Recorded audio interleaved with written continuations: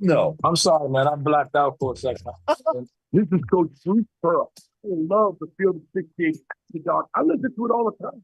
This is Duke head coach John Shire. Check out Field of 68 After Dark. This is Xavier head coach Sean Miller. I highly encourage you to take a look at After Dark, led by the one and only John Phaeton. Now, listen to you guys every morning when I'm getting ready. From the bluest of the blue bloods to the smallest of the mid majors. This is Field of 68 After Dark.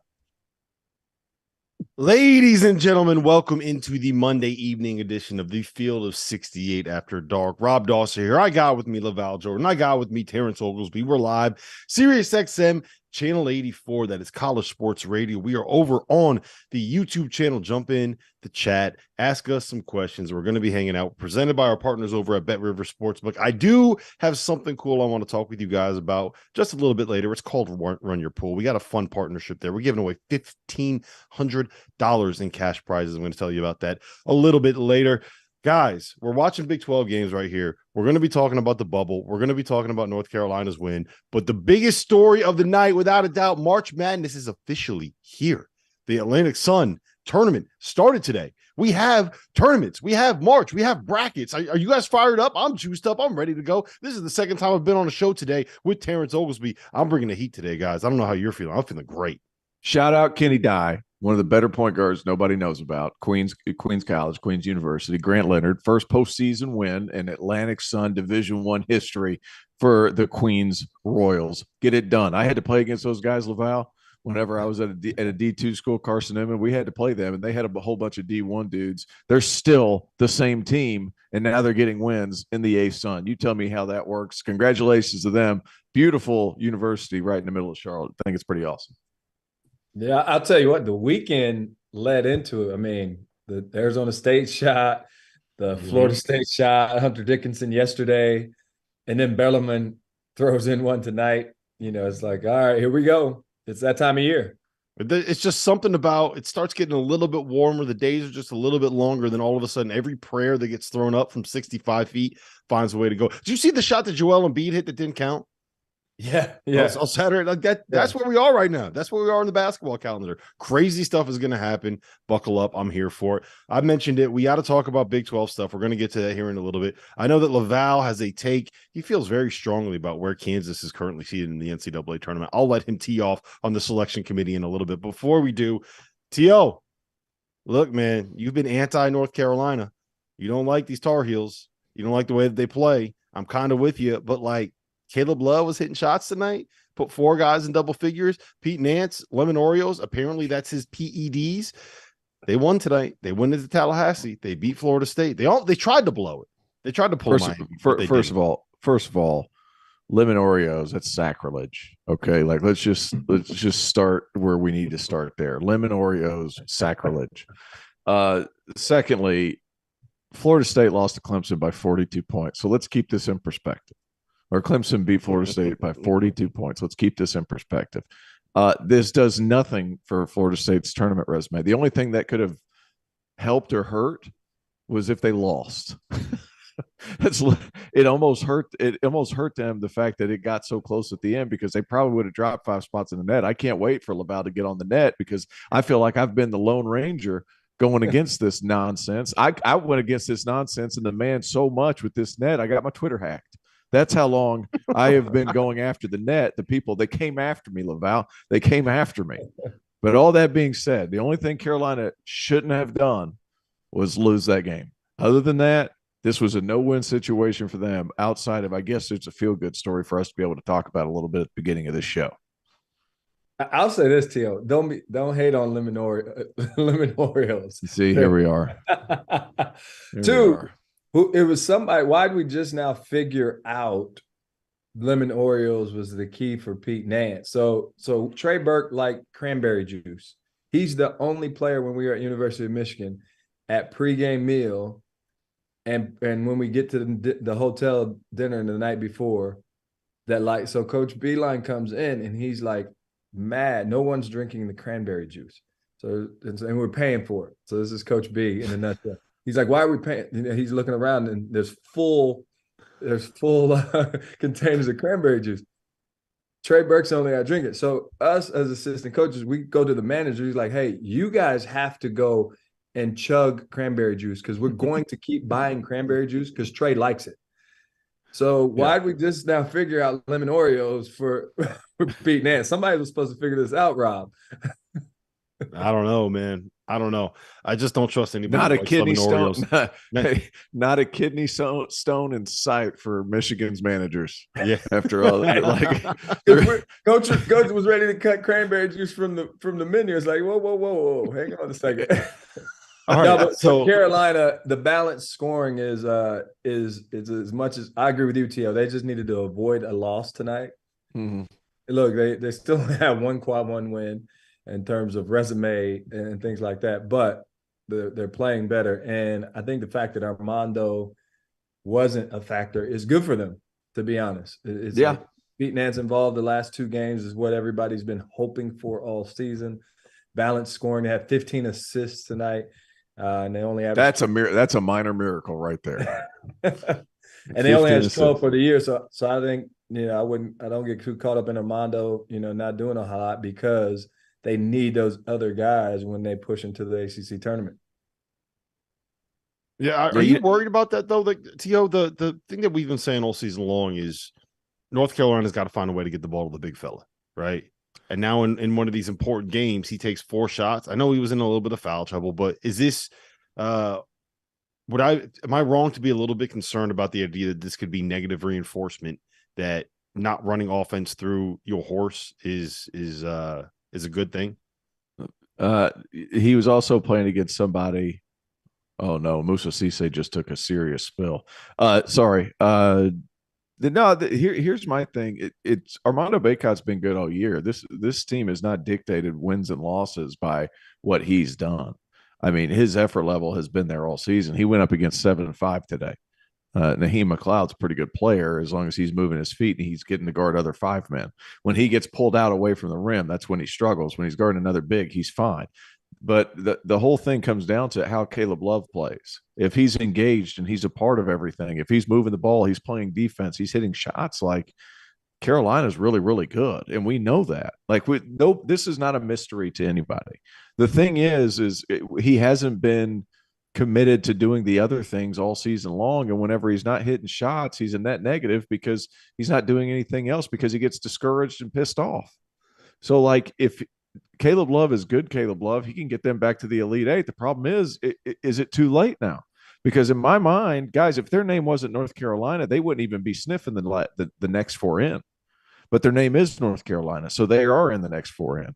So if they beat Duke, they get a couple of wins in the ACC tournament, they're in the tournament. But that all being said, if they beat Duke and then they lose in the first round, they still might get in because their name's North Carolina.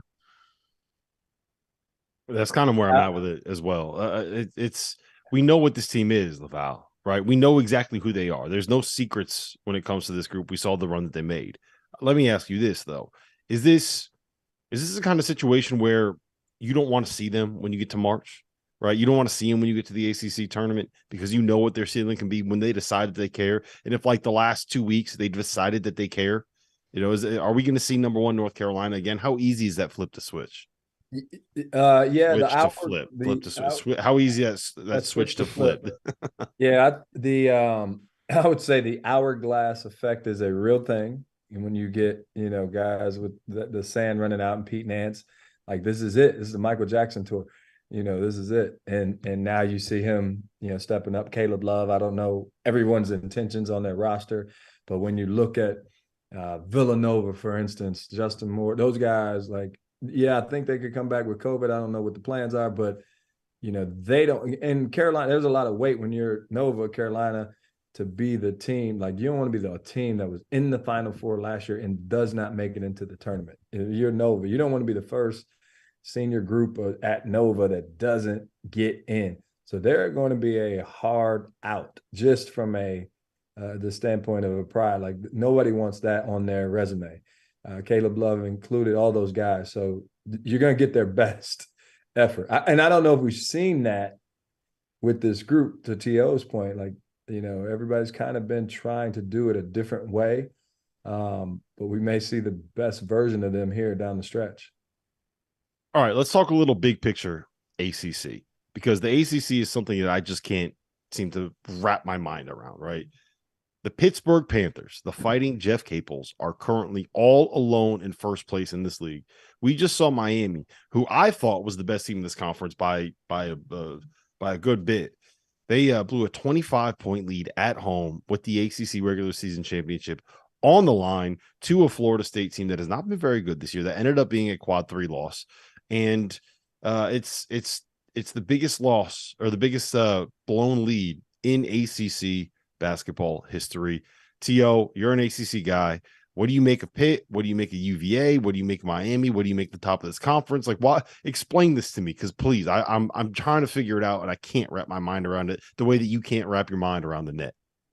Or lemon Oreos. Or lemon Oreos. So we need to throw that part in there. I can't wrap my brain around lemon Oreos.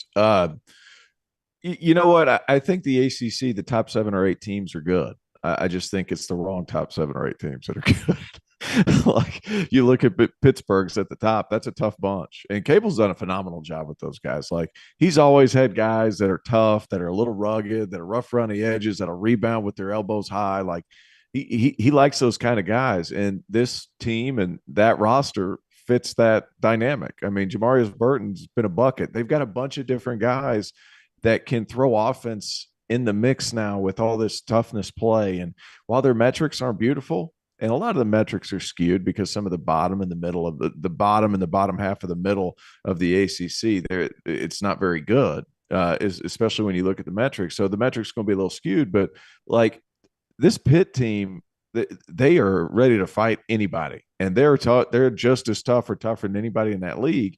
So whenever they play as hard as they do, and they have some shot makers that can make some shots at the end of games, and they have a couple guys, Jamarius Burton's one of them. Blake he's hit some tough shots towards the end of the game. Nelly Cummings was a terrific addition, and I thought he was an underrated addition coming into the season. He's just a guy that gets it done, and he's been able to create his own shot as well. Like, they have guys on that team that can really play, and they're really tough. So Capel's done a nice job. Miami is still good. They're still Miami. Florida State's healthier than they were at the beginning of the year. They started out, 2-9. Now they're healthier, so they end up with 7 wins in conference. It just drags everybody else's metrics down. That's just what happened. Point blank period. They're dragging everybody else's metrics down, and it's just one of those things where the teams are good. The league needs Duke and Carolina to be top 10 in the country for the league and as a whole to be looked at as one of those top teams. And that's fine. We all understand that. The Big Ten would prefer for Michigan to be in the top 10 every year. That's no secret. The Big East would love for Villanova to be back up there. That's no secret. They love for UConn to be up there. That's no secret. But whenever your historical teams are really good, your league looks really good. I think that's the big issue. Yeah, for me, Rob, it's not necessarily the rankings thing. It's more like when you look at the metrics, like on KenPom, they don't have a team in the top 30 just in terms of style of play.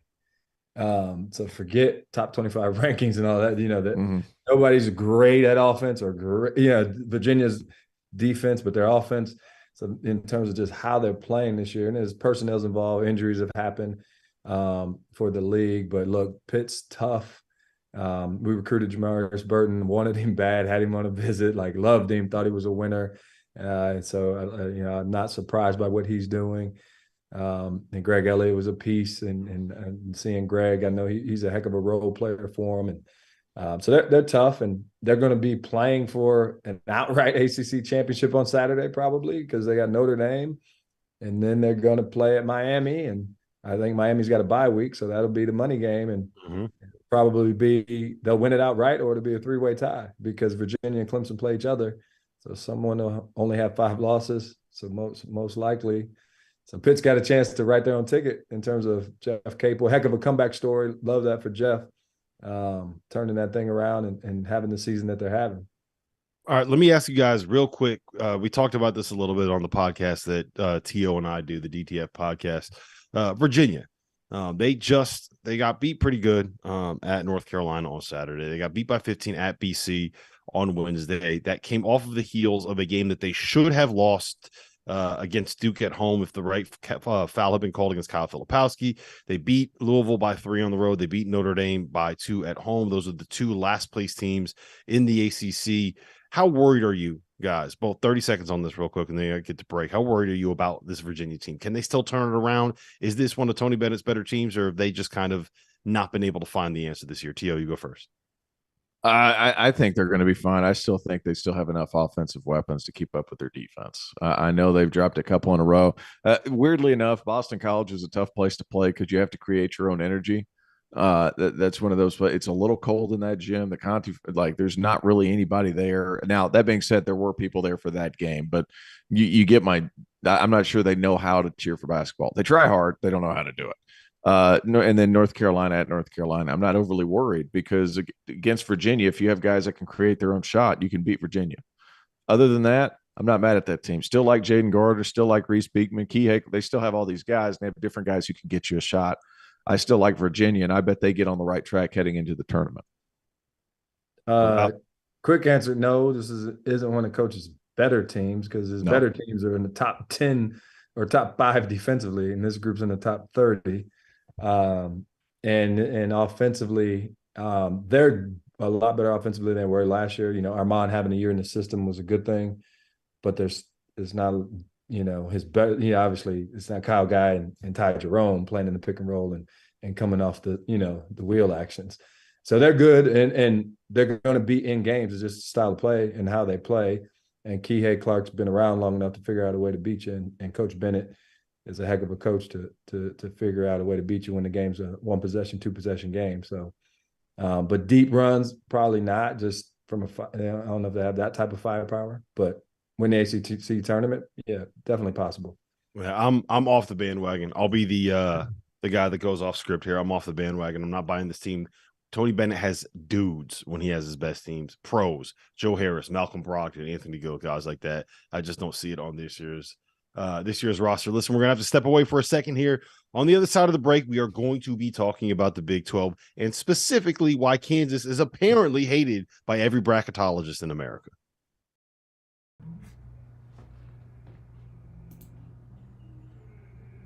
Good for 1.5. Reese Beekman's not a pro.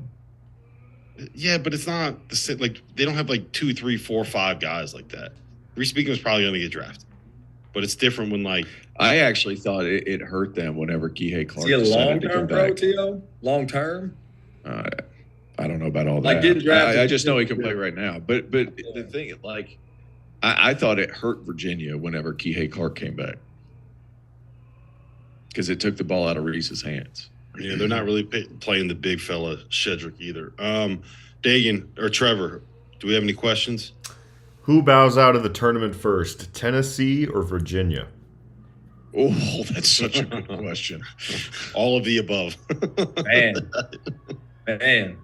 Those are going to be those are the 2 teams that I'm going to circle and say okay, I got to really think about whether or not they can get picked off. We got Tennessee, Yale in our fielding the 68 bracket, and Virginia, Iona. Upset City, baby. That could be an upset. Virginia, Iona. That could be one. So similar. They're so similar this year. I don't know. I'd lean probably towards Virginia. 20. You got anything last? Iona could beat them.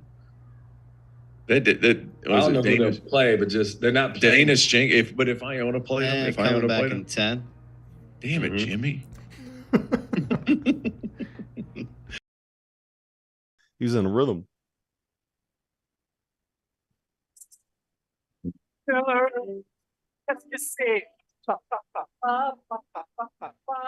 Welcome back. Field of 68 after dark. We are live Monday night. Rob Dauster here. I got Terrence Oglesby. I got LaVall Jordan, Sirius XM channel. What was that? College sports radio. I don't know. It was Jimmy in his bag when he's over here on the production side of things. Shout out what to bag? What bag, Jimmy? Just let the man live, T.O. Let the man live. We are presented by our partners over at Bet River Sportsbook. Stay tuned. Next break, I'm going to tell you about Run Your Pool. We got a really cool special here that we're doing. $1,500 free cash prizes. We're going to get into all of that. Make sure you jump in the chat. Ask us some questions. We're monitoring the end of this West Virginia-Iowa State game, but Baylor-Oklahoma State just went final with the loss. It was a 74-68 loss for Oklahoma State. The Pokes are now 16-14 overall. Man, they were one of the last 4 in for us in our bracket as of today, but they're not trending the right way. They've lost 5 in a row. LaVall, I feel for Mike. It's a tough spot. It feels like he is the guy that injury, right? Yeah, the Avery Anderson. They're starting to really feel the fact that he's not there. I don't think that he's coming back this season. So he's in a hard cast tonight. Yeah, like they're 7-10 in the conference now. I don't know if I see them finding a way to get this thing turned around, and I wanted them to. They are at Texas Tech next, for the record. Yeah, in terms of tournament hopes. Yeah, I mean, they still have. I mean, they're still. I don't know. We're talking about Carolina. They got 1 quad. Like Oklahoma State has 5 quad 1 wins. So Go on, keep going. So we're talking about Carolina being next 4 out with 1. Mm-hmm. So I'm trying to understand. Oklahoma State's more deserving than North Carolina. Is that what you're saying, LaVall? It sounds like that's what you're saying. I'm basing it on if we're using this system as the metrics, which we are. It's like what I'll say to that is this. I love that, Rob. I love that. Like LaVall's trying to toe the line. I just try to cannonball him over it. Like I didn't make up the system, Tio. We're using it. So we can't be talking about a team with 1 quad 1 win. It's like, they're almost in when the team's got 5 and they're on the way out. Like, I don't, unless they were god off, it's like Texas Tech. We're talking about them. Well, they snuck up and got 5 quad 1 wins. But Oklahoma, having Anderson hurt is obviously, detrimental to Mike and his team because he was a big contributor. Yeah, the one thing I will say is that at some point the quantity of losses matters when it comes into this discussion. I've heard the committee talk about that. I've heard the guys on our bracketology show talk about that, and they pay a lot more attention to this stuff than I do. But 17-14 TO, you win at Texas Tech. That will be a 6th quad 1 win. Honestly, I don't know if they're going to be able to do it. Like, there's nothing that they've done in the last 2 weeks that convinces me they'll be able to find this win. And I feel bad for them because they're good. I want to ask you about Baylor, though. You've been on this Baylor bandwagon. You love this Baylor team. I think in the preseason you predicted them, correct me if I'm wrong here, as a team that might be able to make a run and win a national title, right? You're on that bandwagon. They didn't have Keontae George tonight. He sprained his ankle on Saturday. It's not supposed to be serious. It's not supposed to be something more than just, a pretty run-of-the-mill sprained ankle as far as my understanding goes. How do you feel about this Baylor team ceiling-wise? Oh, you have guard play like that. I mean, they have so many shot makers. That's the big thing. And Jemwa Chachua being back now, he's not quite where he was, whenever it was last December, 2 Decembers ago. He's not quite there, but he's still so smart positionally that he changes their ceiling defensively. So I think that's where he has helped them the most. He's kind of helped them get their feet under them on that side of the floor because he's so smart, he makes up for some of Keontae's deficiencies on the defensive end. And I'm not going to say deficiencies. I think it's basically his ability to focus in on that side of the floor. You could say he's a freshman. There's a reason why freshmen are freshmen. No, Tio, I agree with you. It's a casual fans that watch. I don't know if it's a huge factor, right? Mm-hmm. So when you take Mawat Mag off Rutgers and they struggle 4 points, Rutgers is going to struggle. He's one of the better defenders. When Justin Moore is finally healthy now, Villanova's defense wasn't Villanova's defense because he wasn't around. He's a senior. He gets the switches right. He pushes up. So now he's mobile. He's feeling a whole lot better. Now Villanova's defense is more like what you're used to.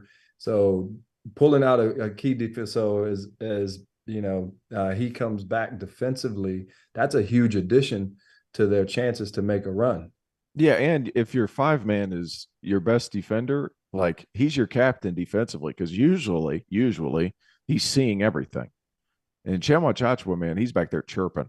the whole time. That's one thing I noticed when I saw Baylor play, not this Battle for Atlantis previous year. Like when they won it, he constantly is talking. I mean, like constantly motor mouthing back there in the back. And what that does is that helps some younger players kind of find themselves organizationally, and it puts them in the right spot. The guard play is paramount in the NCAA tournament. We all know that. And they just have so many guards. And guys, we never lose faith in Scott Drew. I think that's another huge part of this too.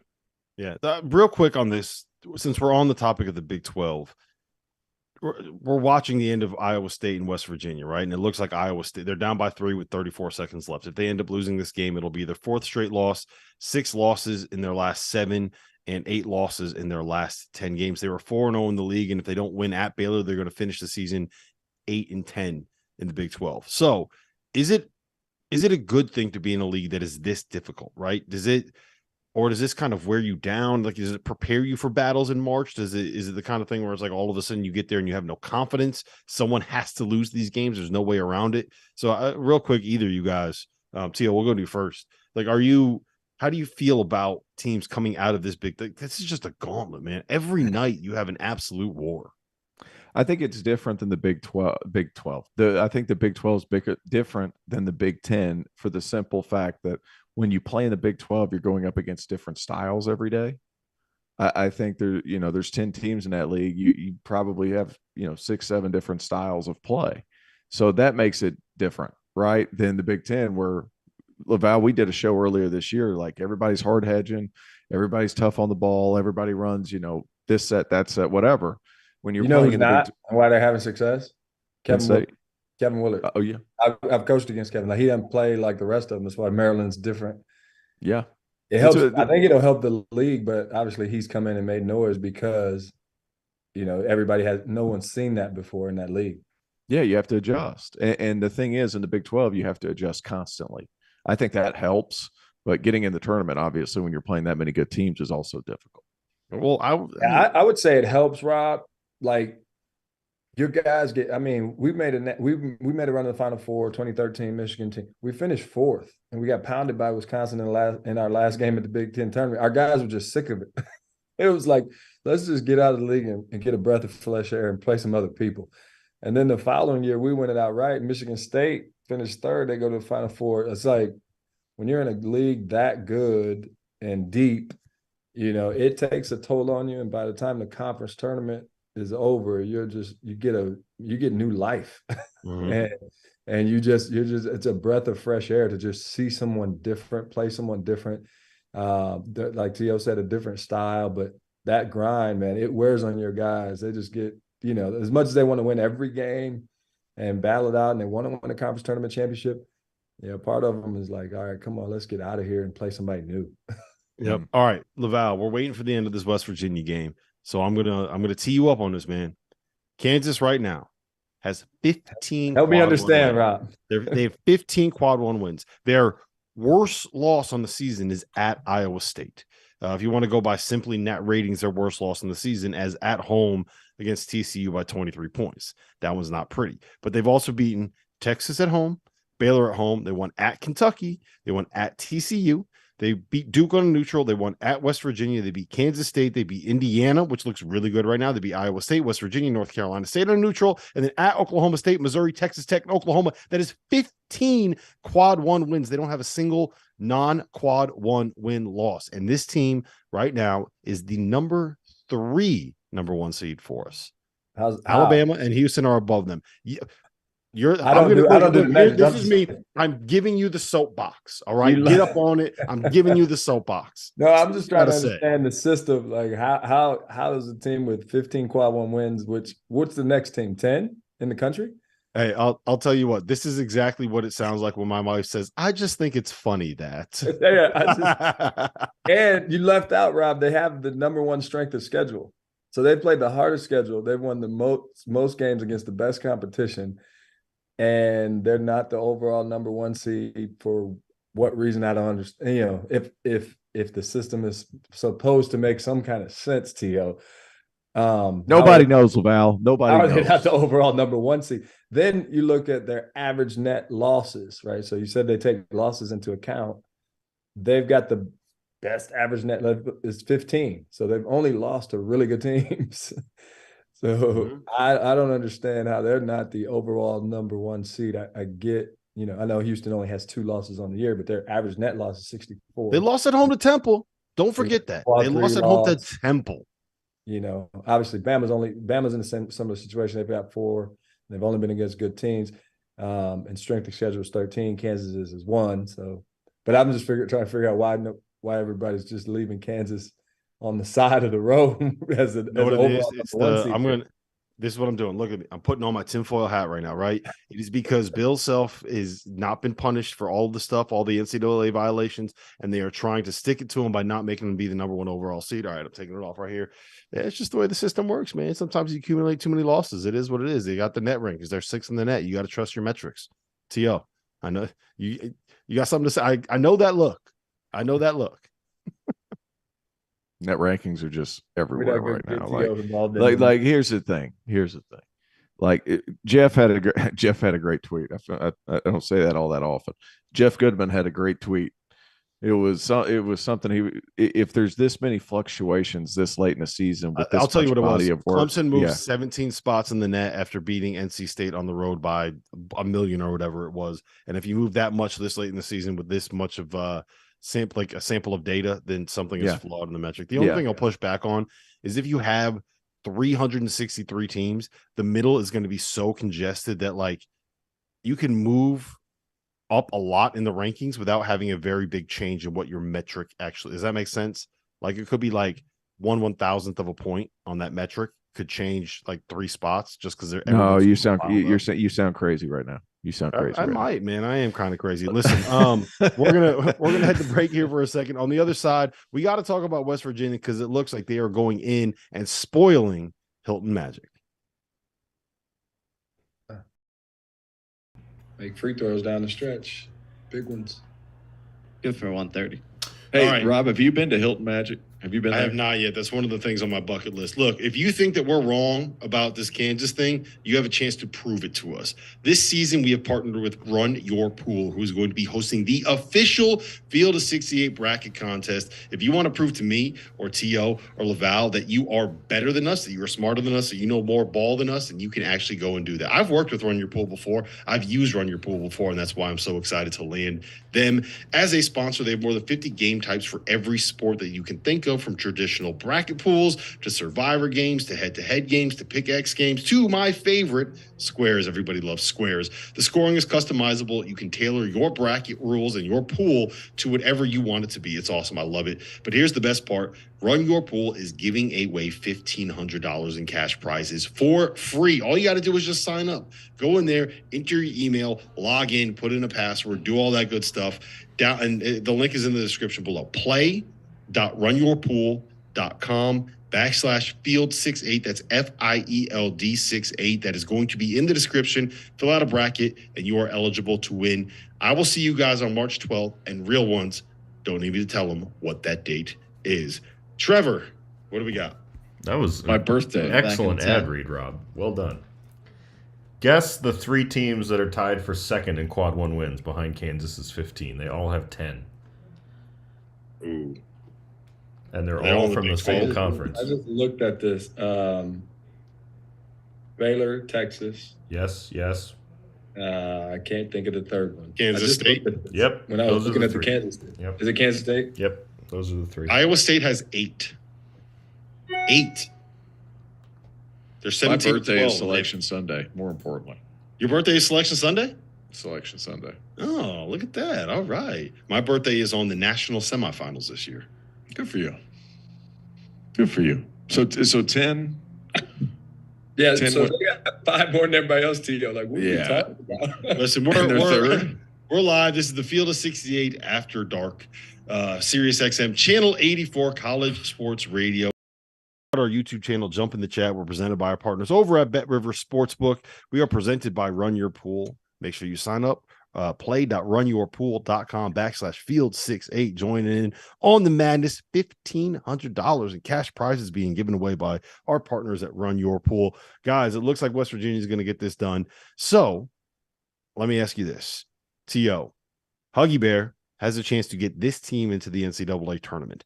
If he does, is this the kind of time where you want to say, look, man, you're getting up there in age. You got a chance to make a little bit of a run here. The Big 12 ain't getting any easier when they add Houston and they add BYU and they add Cincinnati. Is this the time for him to kind of waltz off into the sunset and to be able to enjoy his time without having to worry about coaching some guys and coaching a team and trying to put together stuff out of the transfer portal? I don't like predicting when guys are going to retire because guys like Bob Huggins and Jim Boeheim, like they've earned the right to be able to just tell us when they're done. Does that make sense? Like if he wants to take off and do that, I mean, I could see that making sense. But at the same time, say they win tonight, they're 17-13 and 6-11. So it's over. 72-69. West Virginia goes into Hilton Coliseum, picks up the win. They are 17-13 on the season, 6-11 overall. They were in a playing game team before this win. This is the kind of win, a road game against a top 25 net opponent that can bump you up the ratings. I think West, look, they're going to get in.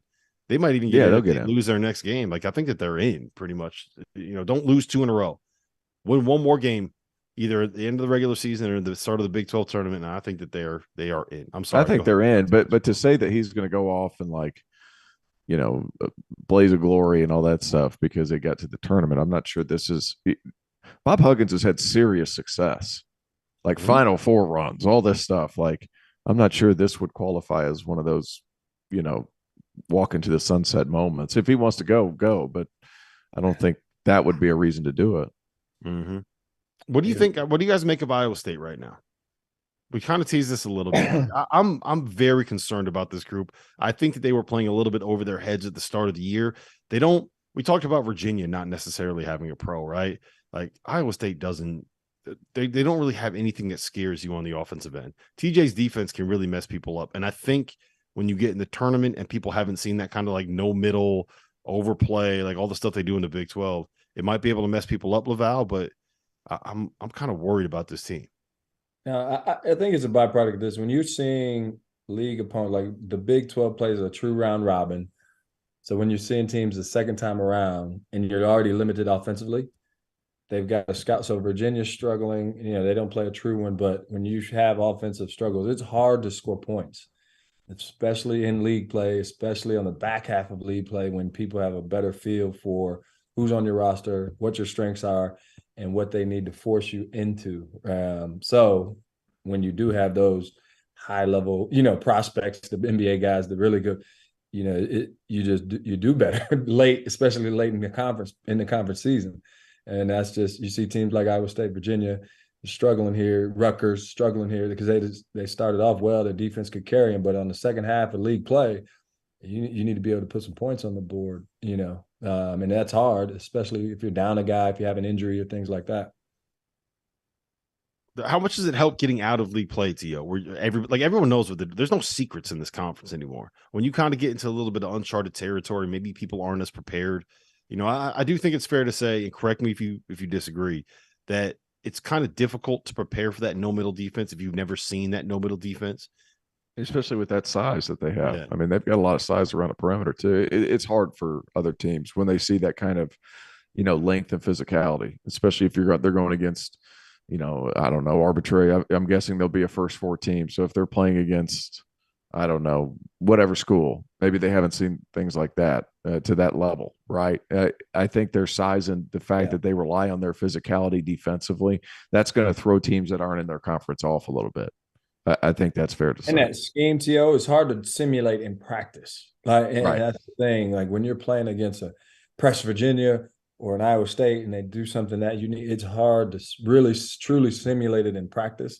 So the first 8 minutes of the game is, you're adjusting, it can hit you. Mm-hmm. All right. We mentioned Kansas potentially being good point. Underrated in terms of being the third number 1 seed for us, right? I think everybody on the planet agrees Alabama, Houston, Kansas, and whatever order you want to put them in should be the 3 number 1 seeds. I think we can all kind of agree on that. My question is, LaVall, where do you stand on Purdue? They've lost 4 of their last 6. They look like their freshman guards have kind of come up against the wall a little bit. UCLA's here. UCLA doesn't have a lot of great wins. UCLA looks like a great team when they play. Where do you stand on who that last number 1 seed should be? Are you buying the idea that a team that plays in, I'm just going to say it, okay, a mid-majory-esque conference like the Pac-12 is this year? Is it something where you see a team like that could end up being that last number 1 seed that can jump over Purdue, who could end up being the regular season champion of the Big Ten? Look, let's call it like it is. Matt Painter, great coach. Zach Edey has been an unbelievable player this college basketball season. And real quick, before you answer this, LaVall, we are live, SiriusXM, Channel 84, College Sports Radio, Field of 68 After Dark. I'm Rob Dauster. I have Terrence Oglesby. I have LaVall Jordan here with me. After the show's done, 11:59 Eastern time, make sure you jump in the YouTube chat. We're going to be answering questions over there on our YouTube channel. That was a long question, LaVall. I'm going to tee you up right now. Purdue, UCLA, who do you think should be that 4th number 1 seed? I'd stick with Purdue, and it's very close, Rob. I mean, you look at it, say Purdue's 9-4 against quad 1, UCLA 7-4 against quad 1 and quad 2. UCLA is 14-4, Purdue's 14-5. Strength of schedule becomes deciding factor for me. All right, and you're talking about the Big Ten. It's better this year than Pac-12. So Purdue's strength of schedule is 25 versus UCLA's is 52. But you could go either way because UCLA is playing well right now. Purdue, their deficiencies have been shown more lately. But just on paper, I'd give it to Purdue. Tio? I would tend to. I like Purdue, but does last 10 games before the tournament weigh any effect in there? It's not supposed to, but I always lean towards the idea that there's 10 human beings in a room making decisions. So like the inherent biases of seeing Purdue play pretty terribly down the stretch is always going to affect. There's no way you can eliminate that. Do those 10 guys know hoop? Do they know hoop? Or do they just know metrics? That's really I'm trying to be nice here, Tio. Trying to be nice here. If I was looking at it right now, for what team I would pick right now to win in a head-to-head matchup, I'd probably pick UCLA. So for that matter, I would go there because I feel like Tiger Campbell would pester the heck out of those young guards, and Jaime Jaquez is a one-on-one scoring machine who can score in the mid-range some. That means, what does that mean? That means he's not meeting Zach Edey around the rim. And I feel like they have enough guys that could just at least give a good effort, a good solid effort, the old college try, if you will, against Zach Edey. But it's like they have a lot of big athletic dudes out on the perimeter, and they could push out some of that defense or push out some of Purdue's offense. And LaVall, we've talked about it before. Zach Edey gets out there one more dribble, efficiency drops, right? So it's if they were playing head-to-head, I'd pick UCLA at this point in the season. Just for that, I guess I would pick UCLA to be the 1 seed. LaVall, let me we were talking with John Henson about this on Saturday, and one of the things that he kind of emphasized was the key to slowing down Edey is to just get in him enough that he catches the ball in the middle of the lane like 8 feet away. If you can do that and then play him one-on-one, if you're living and dying with a Zach Edey jump hook from that far away, you're probably okay with that, all things considered, right? Is that how you would try to slow him down? First key is this: having coached against those guys, even when it wasn't Edey, it was Harms, and it was Travion Williams, and it was other guys, Isaac Haas. The first key is what T.O. said: pressure him up the court. Don't Paint's gonna run. They run a ton of sets. Pressure them up the court and don't let them flow right into their stuff with the pace that they used to, break their rhythm. So when you see them play Maryland, Kevin changes defenses, that throws a team like Purdue off. They really picked up the pressure. Rutgers did that when they beat them at home. And so that's step like one, to be able to not allow them to start early and have a whole shot clock to work with. And then push Edey out. Easier said than done because he's a large human being and he's got tree trunks for legs. Yeah. But now your closes to the shooters, if you dig down right on the post, becomes those they're shorter. If you don't have to double team, it's better. Rutgers, Cliff Amari did a good job of just nudging him out so they could just dig and not have to double. So yeah, those hooks, like Indiana did a good job of walling him up and forcing him into 12-foot, 10-foot hooks instead of 5-foot hooks, which or getting deep. Now he about fouled everybody out. Yeah. But over the course of 40 minutes, they just kept throwing bodies at him. All right. I want to ask both of you guys this question before we get to our final break. We have not talked anywhere near enough about Marquette this season. I don't think we have. They are going to be the outright Big East champion as long as they don't do something really dumb down the stretch of the year. I don't think that they will. For my money, they have the Big East Player of the Year on their roster and Tyler Kolek. I would vote for Shaka Smart for National Coach of the Year right now if I was forced to pick someone. They have bumped up to the top number 3 seed and are fielding the 68 bracket. And it feels like every time we talk about Final Four threats, national title threats, when people mention a team from the Big East, it's either like UConn or Creighton. When people mention teams that can make it that are big scoring teams that have great guard play, they say Baylor or they say Miami. T.O., are we just completely overlooking Marquette? I feel like we are. And just for the record, like this is going to be the first time that Shaka Smart wins a conference regular season title. I don't think it should be overlooked just how good of a job he's done with this team. Yeah, and a team that we were looking at coming into the season, they were picked 9th. And even I was like, man, I just don't know. If I feel like if Cam Jones could make a leap, they could be there. But was it Oso Ighodaro? Like him just being a decision maker at the 5 like changes everything. And also Tyler Kolek, I picked him as a midseason All-American. I'm sticking with it. I'm sticking with it. That dude, in my mind, is an All-American in a Big East league that's really tough. Probably has 5 out of their 11 going in currently in the bracket, and a couple of other teams and Nova's coming, and a couple of other teams that were bubble-licious up until recently. Sorry, Dagan Hughes. But it was a thing where it was like he just is so good, and what they're doing as far as it seems like a lot of pistol action, but they're putting them in some higher spots, up elbow extended or lane line extended as opposed to out on the wings. Like their driving angles are really, really good. And Omax Prosper's been overlooked too. He's a big switchable dude who can shoot it a little bit. They've got a lot of different guys. Cam Jones can get hot. Tyler Kolek's been unreal all season, and he's so smart and he's just tough. Anybody that can look a reporter dead in the eye and say fuck him is a bad dude. And he did that. Check this out. So how many guys could do this? I had their game at DePaul, and I've been to their practices, so I've gotten to know their guys and say, hey, Tyler, you've been close to a triple-double, man. Can I get a triple-double? So I'm calling the game. He ends up 1 rebound short, comes running up after the game.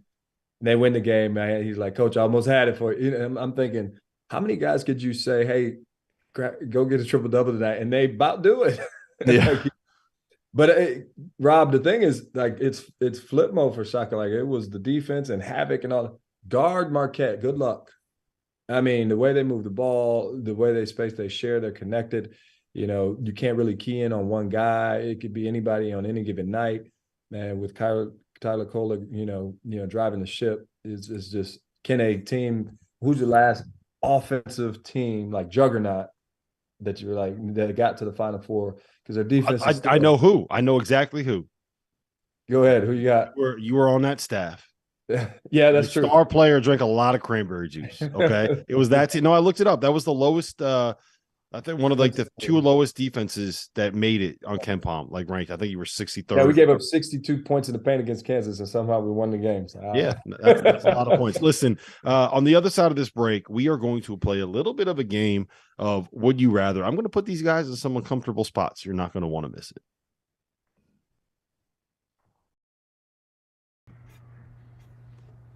Good for 130.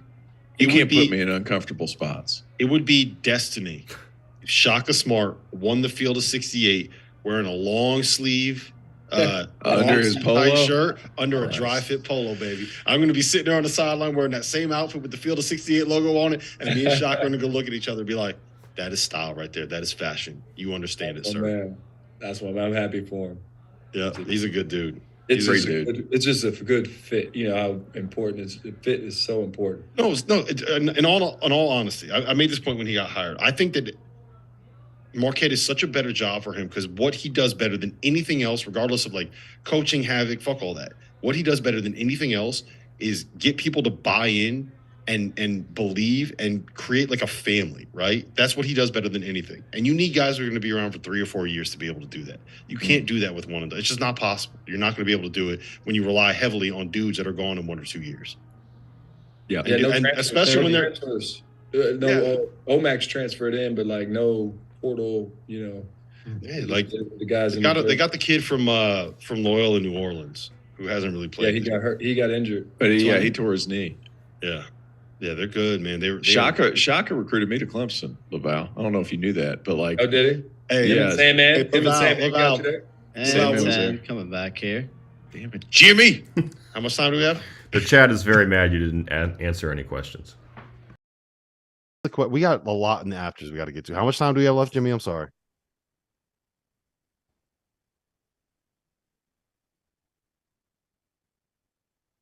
Welcome back. Field of 68 After Dark. Rob Dauster, Terrence Oglesby, LaVall Jordan. We are live, SiriusXM Channel 84, College Sports Radio. You can catch us over on the Field of 68 YouTube channel. Jump in the chat. We have a lot of questions that we are going to get to in the afters in exactly 8 minutes. Before we do that, fellas, I have questions of my own that I'm going to ask you. We're going to play a little bit of a game. It's called Would You Rather? So I'm going to give you two possibilities, 2 scenarios. You got to tell me which one you would rather have. I'm going to start with this. Okay. Would you rather have as your starting center entering March, Zach Edey or Trace Jackson Davis? You have 1 minute each to answer. T.O., you go first. Wow. Zach Edey. He's bigger. They both thrive on the inside. Neither one of them are stepping out and shooting it. And Zach Edey is completely okay with, so is Trace Jackson Davis. There's no wrong answer there. There's no wrong answer, but I'm picking Zach Edey because he's, 7'12". I'll say Trace just because he said Zach. There you go. To be contrarian. And he's switchable. If you need to just switch, take away the 3-point line, you can do it. I've been shocked at how good Zach Edey's been in drop coverage, though. Really good. Really good. Like he's figured that out. He and Kalkbrenner, like great angles and all that. Yeah, he understands where he needs to be. You don't have to move fast. You just kind of have to be in the way, and he can get to the spot where he's in the way. He's really good at that. For the record, I would probably take Trace just because of the passing ability, right? But it's also like, what's your favorite flavor of ice cream? There's really no. Yeah, you can't go wrong with that one. All right. Question number 2. Would you rather enter the NCAA tournament as the coach of a team with an elite defense that can't score, like a Tennessee, someone like that, or someone with an elite offense that can't stop anybody with a bunch of TOs on your roster, like a Baylor, like a Gonzaga, like a Miami, like a Marquette, someone like that? TO, LaVall, you go first on this one. Since you're the expert on teams that can score and can't guard anyone. Yeah, that's a tough one. Yeah, it's hard to score points, man. And you can mix up some defenses. I've lived on being a good defensive team. TO, that's a hard one for me. But I think you got to be able to score. So I'm gonna lean that way. You got to put the ball in the basket. Even though I know defense wins, I know it in the bottom of my heart, T.O. But you're playing enough defense. If you're it's already hard in the to score, man. you're playing enough. Just like, when you're sitting over there with a clipboard and you're looking around, it's that's a bad feeling to you. You know what? I talked to Will Wade about that exact thing. He goes, man, I understand defense and all this, but it's the worst feeling. You look behind your bench and all those boosters are just staring at you, and there's no way you're getting a bucket, right? You better be able to score it. I'm going scoring. You got to. I argue with my high school coach about this all the time. He was like, we got to be better on defense. I was like, Coach, I'm pretty sure you got to score more than the other team. You got to score more than the other team to win the game. I'm just going to leave it at that. Oh, I'm shocked T.O. didn't want to guard you one. I'm shocked that T.O. didn't want to guard you one. We mixed up defenses a lot too. Yeah. All right. Question. No, for the record, I would rather have an elite offense. I did a study on this a while back, and the numbers line it up. You want to be better offensively. It's better to have an elite offense and an okay defense. Right now, Rob, Baylor, Marquette, Gonzaga. Best 3 offenses going into right now. Mm-hmm. And I'm going to say that the best defense out of that group is the one led by Shaka Smart. Give me that group, man. All due respect to Scott Drew and Baylor and Jonathan Chamachachwa. Give Give me Marquette out of that group. All right. Question number 3. Who would you rather be entering March? Eric Musselman in Must We Trust, with a team of a bunch of really talented, flashy, 5-star freshman future lottery picks, or Tom Izzo with a Michigan State team that's got a bunch of kind of boring, kind of sleepy, non-NBA vets that just know how to go out there and play. You got to pick one of them. Arkansas, Michigan State. T.O., you go first. I'm going talent. You got to go talent there, just because we've seen that talent can get there. Like no matter what, talent, when you're playing. Are you saying in Must You Trust? Are you saying in Must You Trust? In Must I Trust, even though I sold them this morning, I think. But I'm in Must I Trust as opposed to Michigan State. I like Michigan State's team too. I just think in the NCAA tournament, it's so well scouted, you're going to get out of what you run. So you got to have the score. You got to have the talent to be able to create something at the end of clocks and the half court, because everything's so well scouted. I'd rather have the talent.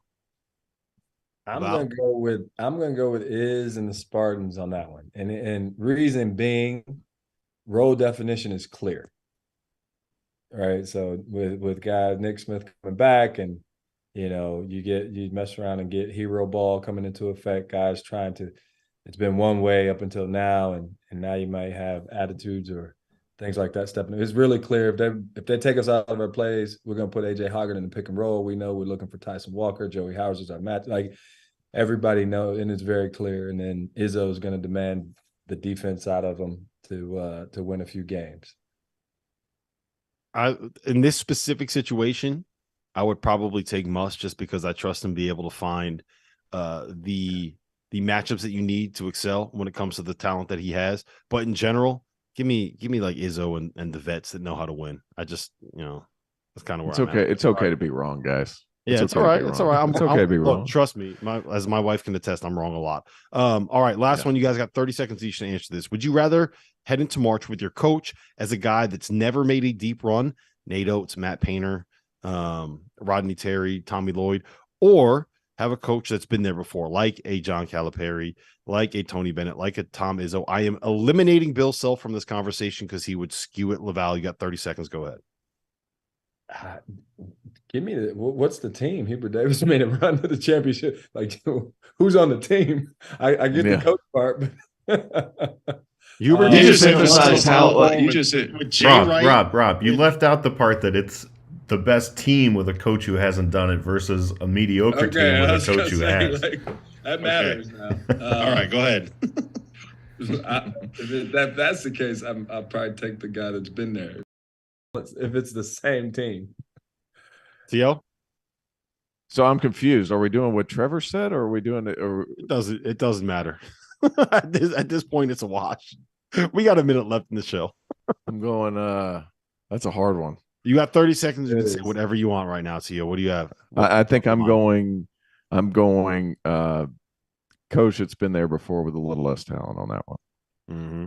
All right. Well, listen, this has been the Field of 68 After Dark reminder. Make sure you go to Run Your Pool, play.runyourpool.com/field68. Jump in our pool. It's going to be awesome. $1,500 in free prizes from them. Tomorrow night, Greg Waddell, Chris Mack, Randolph Childress, 11 p.m. Eastern time. And on Wednesday, John Martin makes his triumphant return to the show. He will be hosting with Jeff Goodman with Randolph Childress. So for Terrence Oglesby, for LaVall Jordan, we will see you guys again tomorrow night.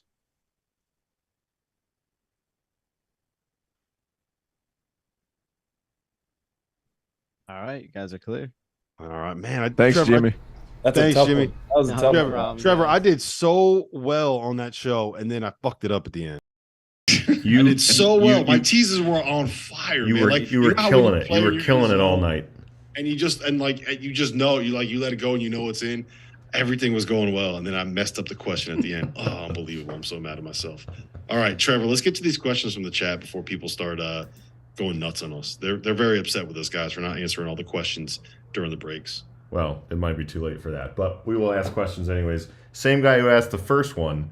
Who loses first in the tournament, UConn or Xavier? All right, hold on. Before we answer that real quick, Troy Jackson said T.O. cannot even touch the net. T.O., can you just please What's your career dunk percentage? 50% career dunker. Thanks, pal. Yeah, there you go. Go ahead. You go ahead and leave that. Dunker. He'd do a lot more than touch. Right now, he's probably just clapping backward. That may have been a pun about the net, though, because he said it. Net, I know what it was. I know what it was, Trevor. I know what it was. I'm just saying. I can still grab the rim. There you go. Look at him. 38 years old, and he's got bounce still. 34. Thank you. Next question. Yeah, go ahead, Trevor. I'm sorry. So the question was, who loses first? UConn or Xavier? Xavier. Just because can they buckle down and get a stop when they need one? And I know we talked offense, and they're really good offensively, but can they do that? I saw Marquette did that at Creighton, which was, to Rob's point, like they came out in the second half at Creighton and did that defensively. Xavier, I don't know if that part's shown up yet. Obviously, Fremantle being out, but Connecticut, their defense they'll shock some people that they haven't seen it before when they get to the tournament. Hey, LaVall, I think who's going to lose last in the tournament, UConn or anybody else in the tournament? I think Xavier would lose first, and I think the reason UConn would be there is because they offensive rebound so well. And there's a lot of games in the NCAA tournament, especially the first game of those weekends where the ball just doesn't go through the net, they turn ugly. And if you have to go get one, UConn can go get one. Which is funny because that was the knock on UConn heading in, right? It was like, all right, if things heading into Big East play, like if things if someone slows you down, if you can't get in transition, where are you going? And that's and they got them, but they found some solutions. That's all this that you and I talk. It's like they found some solutions to what to do with Andre Jackson, with his limitations. Naeem Aline over Joey Cal, like they found some solutions to get some bench production. And they can go 1-3-1 zone to mess with you, so they found some things they can do moving forward. All right, what's next, Trev? Who is the scariest mid-major that you would not want to see in March if you were a single-digit seed facing a double-digit seed? What does the Mountain West count as a mid-major? I was going to ask the same thing. No Mountain West, no St. Mary's, no Atlantic 10. Like we're talking mid. Let's say like a 13 seed or. I think a A10 they're high mid. No, the A10 is. I'm telling you, I know this isn't the question then, but Dayton, if they get in, like they could be a lot of size around the perimeter, some guards that can make some things happen, and Deron Holmes is a dude. They got to get healthy, man. They are healthy. They are healthy. So they just got to put it together. I do not want to see Hofstra. Aaron Estrada, baby. If they're in, I know they got to win their deal to get in. I'm trying to think of the mid majors that are in. Is anybody in an at-large? Florida Atlantic would be the one. FAU, yeah. You know who Furman. I don't want to see? Furman's a good one. Yeah, Furman's a good one. Furman with Jalen Slauson. Jalen Slauson's really good. Man. He's a really good player. He can defend. You know what I'm worried about with them? Tio, you know them better than me. So tell me if I'm wrong on this. I'm worried that Mike Bothwell, so much of what they do is like give him the rock and let him go. And once you get him against high major athletes, like can he be that guy that if he holds guys off though, man? Like he's got some shoulders on him. Like he holds guys off. He gets to his left hand, and he's so patient when he gets in the lane. I'm not necessarily worried about that. I think what could beat them is they run into a big front court. Mm-hmm. That could get them because then I think they're susceptible on the boards. But if it comes down to they're playing, a team that likes to play small, I don't have any doubt that Bothwell could have a good game against a high major team. And Slauson's going to be good against whoever. Yeah, he's a stud. Here's mine.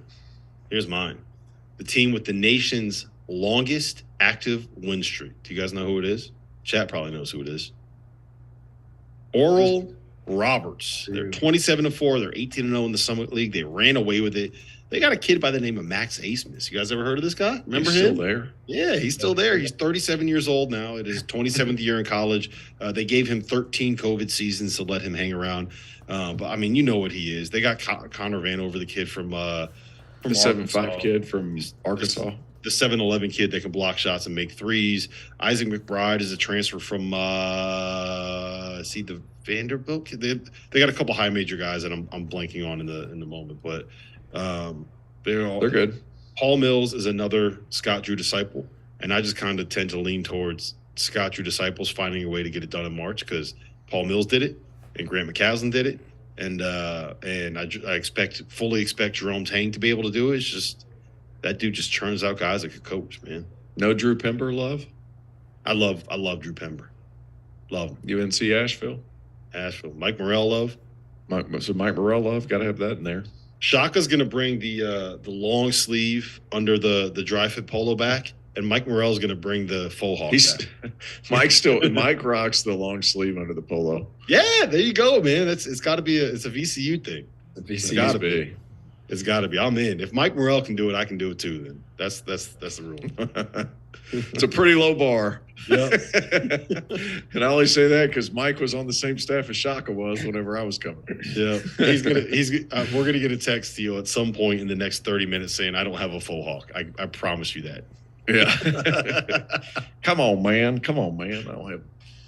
All right, go ahead, Trevor. What's next? First of all, Jeff Goodman has literally entered the chat, and people are clowning him for liking lemon Oreos. So I just had to throw that in there. He dips his lemon Oreos in Diet Coke. Like, this should not be acceptable. What are we doing? Sacrilege. Anyways, that's ridiculous. If you had to pick one of these teams to miss the tournament, who's going to miss it between Auburn and Rutgers?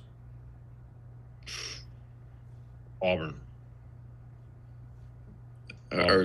Where are they at on our fielding the 68? So. I think they're both 11 seeds right now. Let me just double check on that. No, Rutgers, you got it at a 9. Rutgers is a 9. Yeah, so Auburn's a 10. Yeah, I mean Rutgers has a win over a number 1 seed right now. I think they both get in. I do too, but the Auburn resume, like if you kind of dig into the details, man, it's not really that good. There's not really a lot there. Don't really love it. It is what it is. I do have a question for you guys.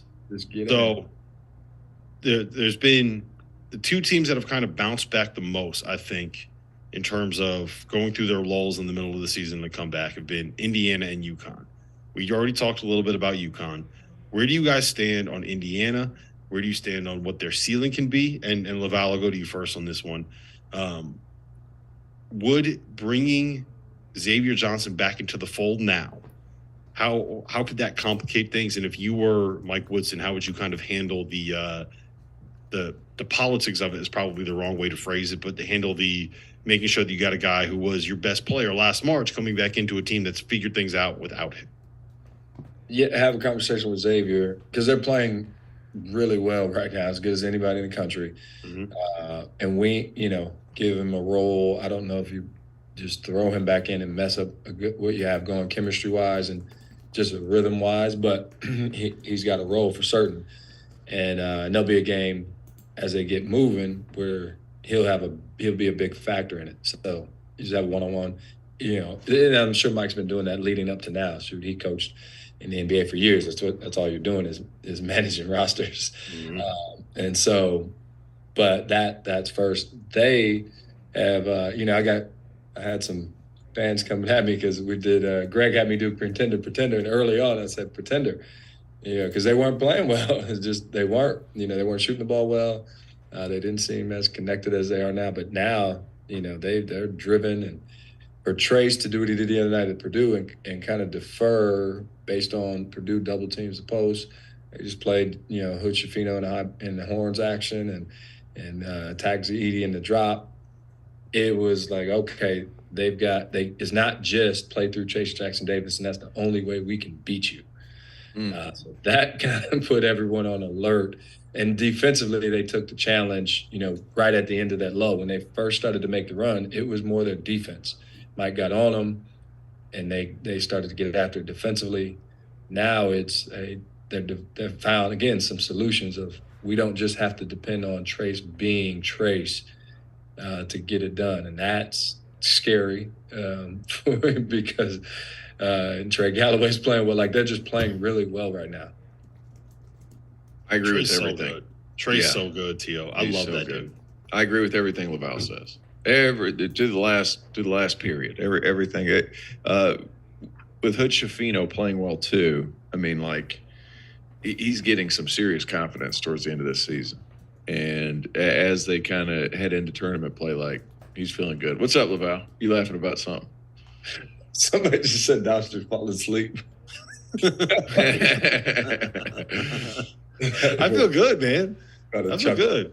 I've done 4 shows in the last 5 days that have all gone past well past midnight. So it's the kids, man. It's a Midnight grind. shift. It's a grind when you got the kids waking because they don't understand the concept of daddy was up working late. You can't come busting in here at 6:15 in the morning and waking me up. I need to get some beauty rest. No, they don't understand that. They don't. It's quite disrespectful. Theo, who would you rather play right now? Start tournament first weekend, Indiana or UConn? That's a catch-22 if I've ever heard one. I would probably say UConn because I would make the argument that the 2 best players in that conversation are probably on Indiana. I think Trace is obviously the best player out of that group.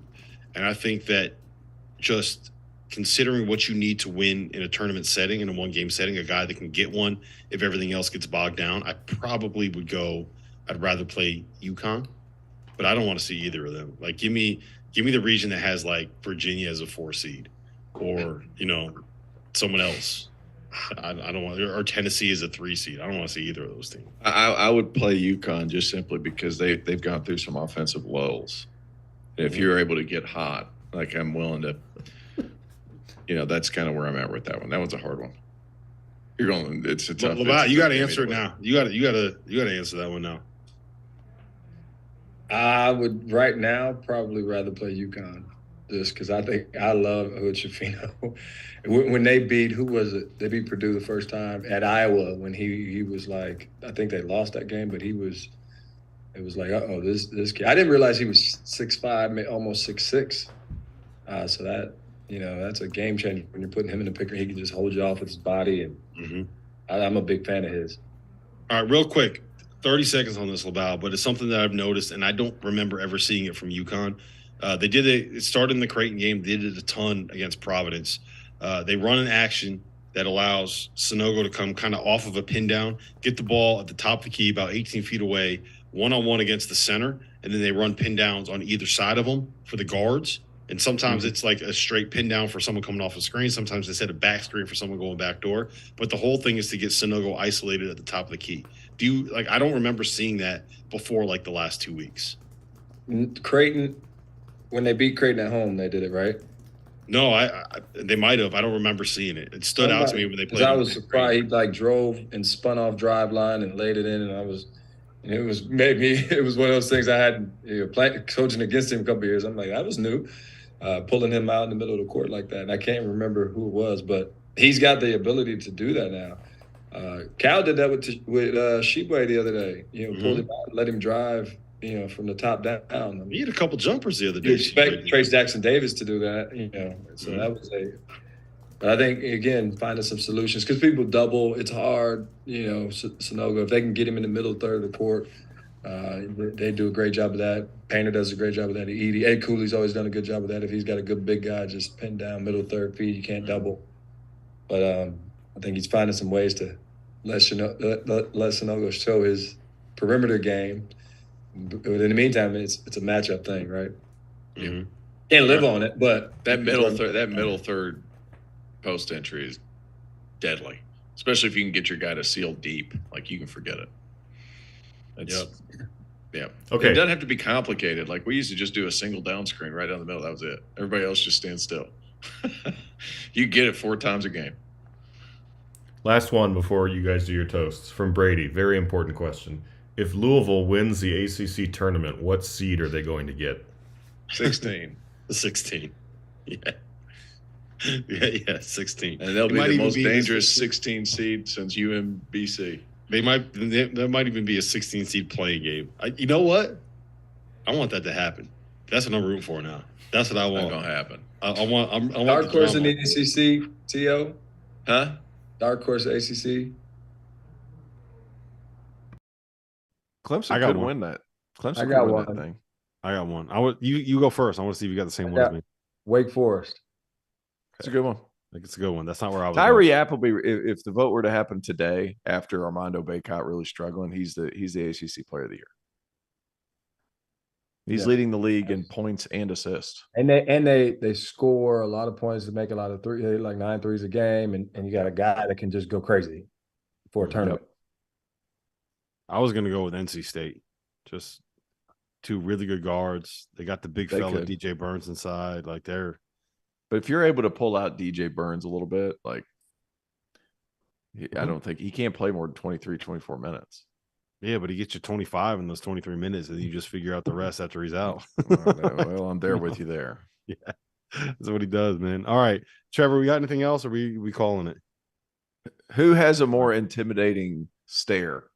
Jeff Goodman, Fran McCaffrey. Well, Jeff Goodman is the least intimidating human being on planet Earth. Oh, that's hilarious. Who has the best stare out of all of our coaches that are on this year? Yeah, I'm gonna say Mac, because like he's got LaVall doesn't have that. LaVall doesn't have that in him. No, I don't stare. I got about my tech isn't. I get text not because I stare, but yeah. So what do you get text for? You can't because I get text because I'm right, and refs don't like when they're actually. Oh, that's what it is. That's a good answer. That's a good answer. All right, T.O., start us off. Toast of the night. Toast of the night goes to Queens. It's an easy one.